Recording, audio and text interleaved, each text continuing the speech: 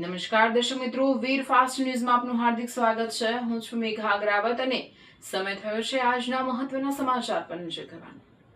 મુન્દ્રા તાલુકાના ટુંડા ગામમાં ખનીજ ચોરો થયા સક્રિય।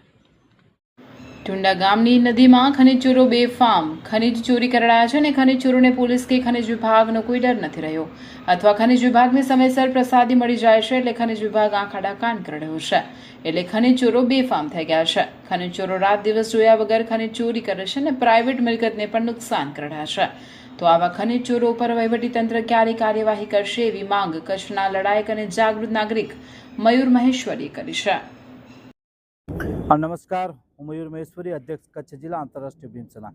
આજે આપના માધ્યમથી જણાવવાનું કે કચ્છમાં અવારનવાર ખનીજ ચોરી મોટા પ્રમાણમાં થાય છે અને એ પણ સિંચાઈ વિભાગના નામે જે મોટા મોટી એજન્સીઓને કામ આપી અને જે ખનીજ ચોરી કરવામાં આવે છે એ બાબતે આજે વાત કરવી છે।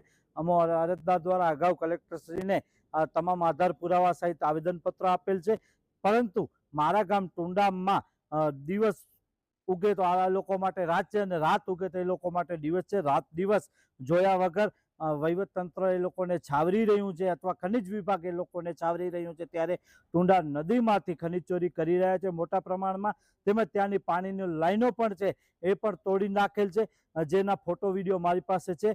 તો આ બાબતે હું વહીવટી તંત્રને તેમજ ખનીજ વિભાગને હું વિનંતી કરું છું કે આપ જો અહીંયા બેઠા હો અને આપની નજર હેઠળ, આપની હોઠ હેઠળ, આપની નિગરાની હેઠળ કદાચ આ લોકો ખનીજ ચોરી કરતા હોય તો એમાં એવું થાય છે કે ક્યાંક ને ક્યાંક આપ સુધી આ લોકો પ્રસાદી પહોંચાડી રહ્યા છે, ત્યારે આપ એ લોકોને છાવરી રહ્યા છો।